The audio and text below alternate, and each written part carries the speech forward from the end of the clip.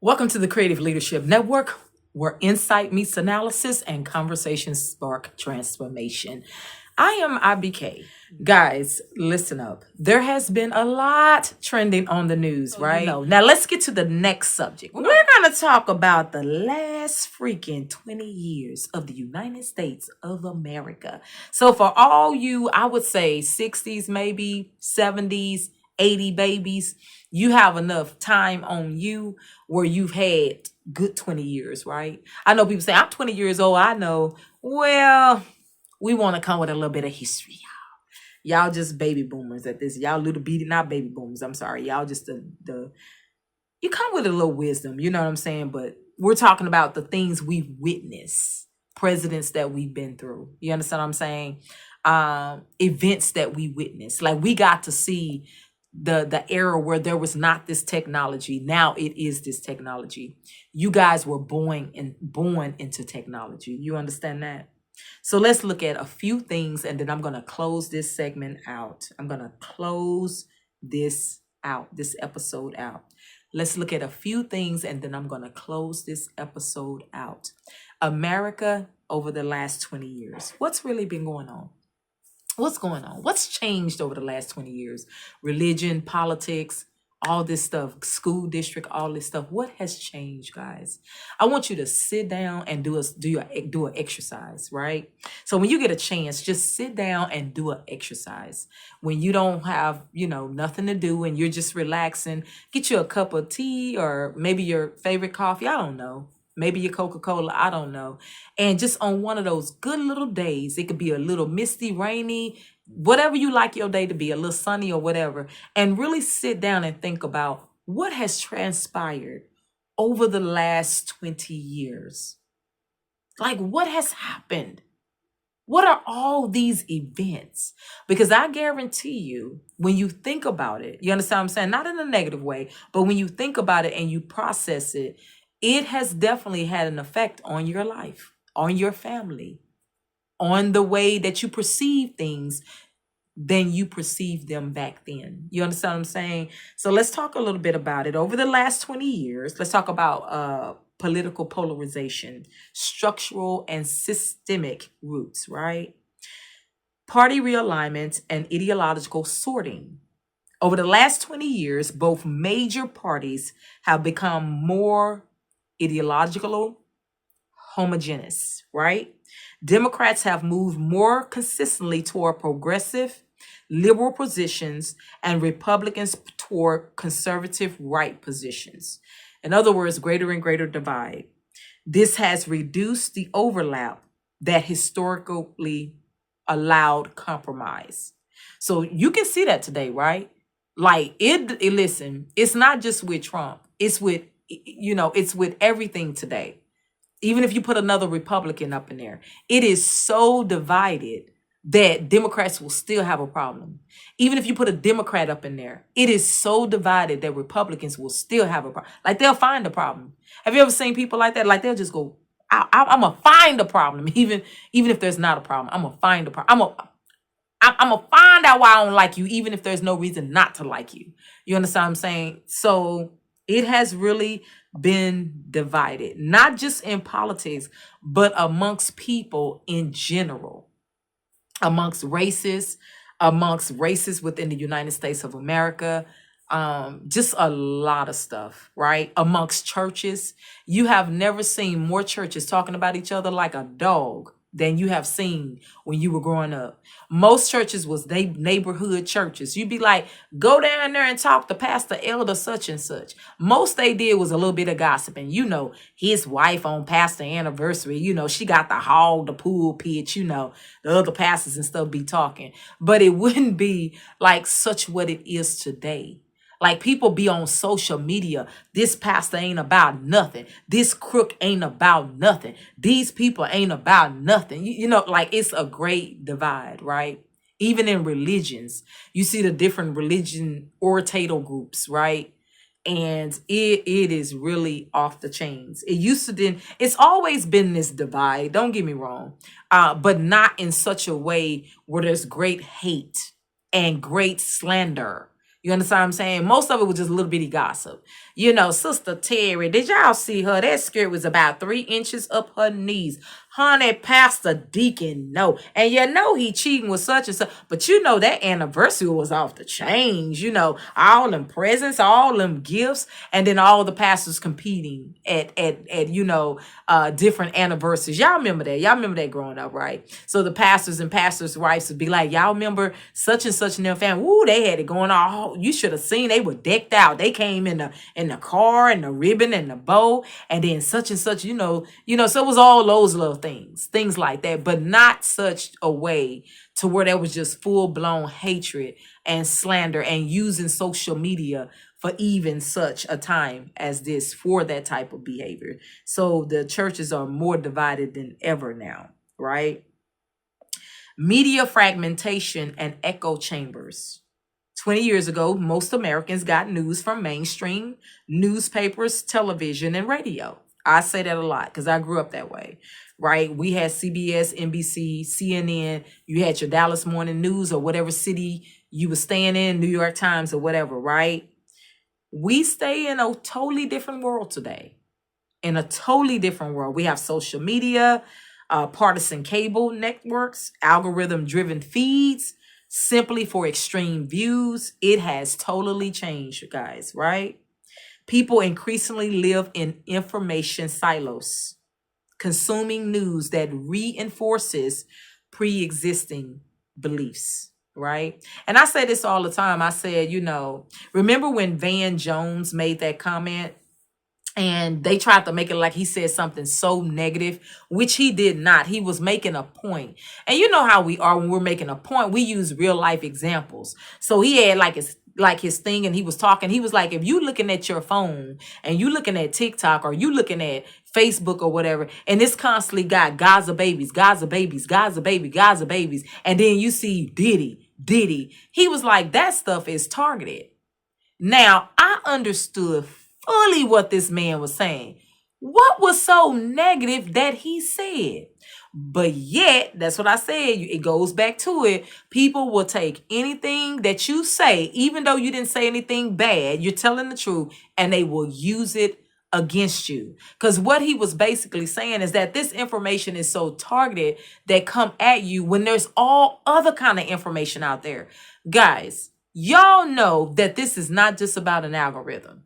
You be done block stuff and block stuff and block stuff, and they still be throwing that stuff up in there. It's targeted. It's like a program. It's like they design what you see. I remember riding a bus the other day, and I remember thinking, there's about 10 people on this bus. All of us probably have TikTok, or we probably have like YouTube, right? Or some type of social, right? But I guarantee you, what that person sees and what I see and what they see, even though we live in the same world, we ride in the same bus, we watch the same news, our information is so targeted that it will blow your mind. And it is made that way. And that's what Van Jones was talking about. What did people do? What did outlets do? They use it as an opportunity to try to tear them down, try to get them out that position. They want to get you fired so bad, tear you down, make you look like a bad person. The man wasn't doing nothing but telling the truth. The information is so targeted. It's like a program. It's like we will put this entity together. We will put this information together and we will program you. And then you wonder why everybody is in conflict and so confused. That ain't what it said. Our stats say this. Well, our stats say that. Well, our data say this and our data say that. Well, what y'all watching? Well, what? And we're in the same world.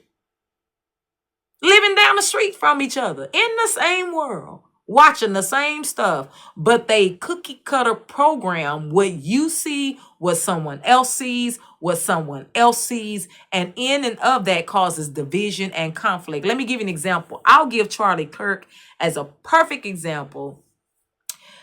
Charlie Kirk was known to a lot of black people as this man who was in black folks' business. He should have been worried about his own business, and he was prejudiced, right? Now, they feed you what you want to see. They feed you what you want to believe. Did you know that there is a video out there on Charlie Kirk asking a man, Why do you want black babies to be aborted? He was on a public stage addressing the man.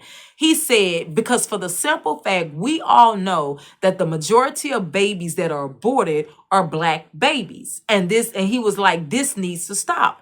These babies should not be killed like that. Now, does that sound like a man that hate black people? Now, he may have said some things that you kind of didn't like, or the way he said certain types of things. You understand what I'm saying? But does that mean that he's a person that he specifically just hates black people?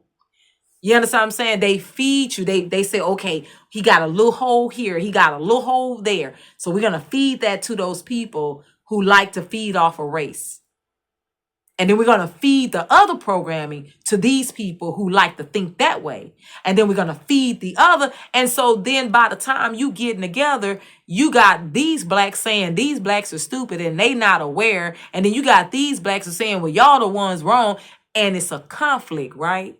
The truth is that we are multifaceted human beings. We say stuff. Sometimes we say stuff that people love. Sometimes we say stuff that people like. And then sometimes we will say stuff that people be like, You understand what I'm saying? So we are you can't put us in this little box. People will say things. Oh, but you don't understand. He was a white supremacist. He would just condone. Listen, y'all.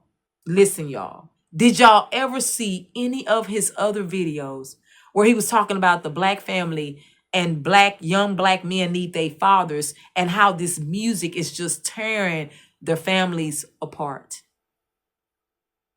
Did y'all not see those videos? Yeah, we saw those videos, Charlie Kirk saying certain stuff. Listen. We also saw the other half too. Just like you are multifaceted. If people saw half of what you said behind closed doors, if they saw half of what you said behind closed doors, y'all know what I'm talking about now, right? So again, I just wanted to use it as an example. Systemic erosion of trust in government and institutions. 20 years ago, public trust in Congress, presidency, and federal institutions was declining, but it was still higher of approval, 55 to 60%. Today, that trust has fallen to historically low levels of 20 and 25%. Factors: repeated scandal and corruption on both parties, perceived failure to address economic inequality, all types of social crises, and all kind of things that people are going through, and they just can't seem to understand and fix things and get things fixed, which is true. The one thing that hasn't changed that I've watched the government do for ever since I've been a kid is say the same thing about abortion, same thing about military vets, homeless vets, same thing about economics and jobs, same thing about the borders. They've been talking about that stuff for years and still haven't did anything to really fully change it. It's like a mockery. It's like this game or whatever that they be playing, right? But they haven't fully put anything concrete to change it, right? Economic and social pressure points, wage stagnation, rising cost of living, student debt, precarious employment create economic stress, right? Guys, student debt has always been a problem. We know that. But can we be honest? It is a house now. It is a car note now. Not a car note, but a car. Student debt is the price of a car now. Back then you could just go to college. You know how we talk about back then? Back then it was like, in the old days, that's what I was talking about that Trump was referring to earlier. But anyway, back then you could probably get maybe $15,000 out, $15,000 out and you good. Today, by the time you come out of college, you paying $40,000, $50,000, you literally. And then you don't have the job to even support that. Because now how do you support that type of student loan? How do you support, paying back that type of money and trying to take care of yourself and trying to become this responsible adult? So it just goes on and on and on, right? Foreign interference. Okay. targeted U.S. policies, all these things going on, major events that have accelerated division. A lot of stuff is about division, tearing people apart, relationships, families, homes, churches, everything. 9/11 and the war on terror, the 2008 financial crisis, Obama presidency and backlash, social media rise from 2010 to the 2020s, Trump's presidency.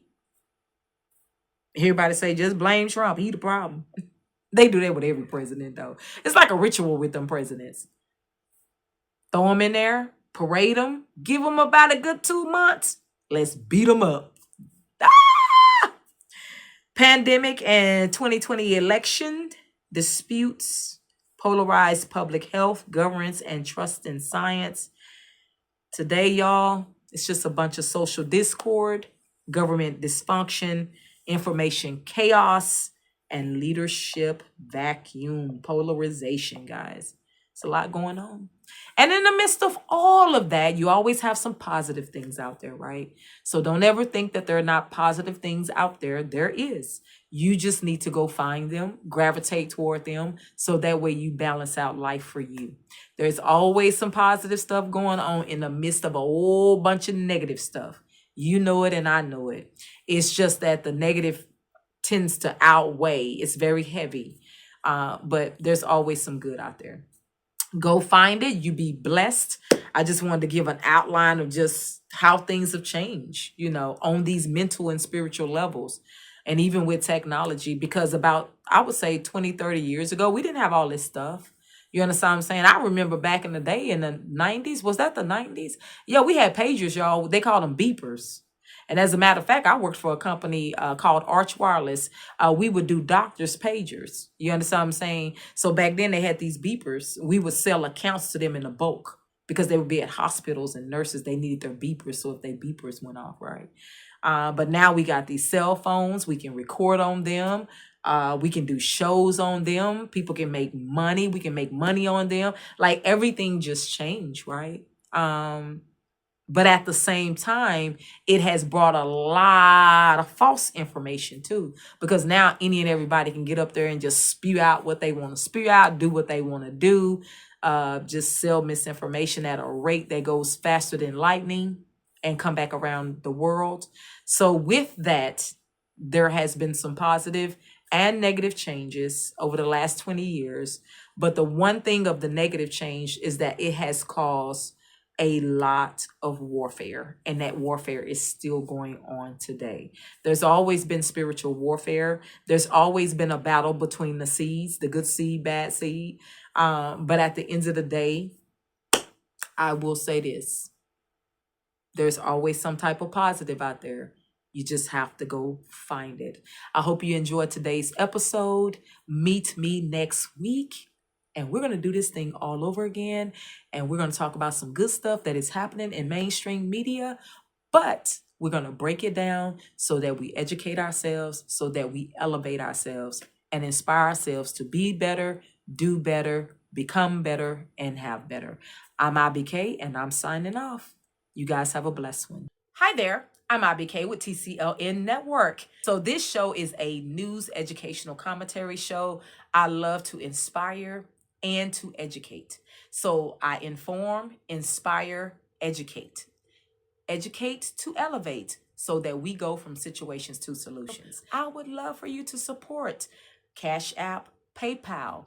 Listen, if you want to find out more information about TCLN Network, just check me out right there at YouTube.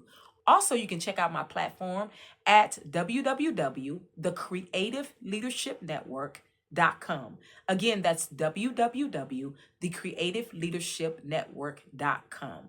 TCLN Network is a growing YouTube channel. It's also a growing network.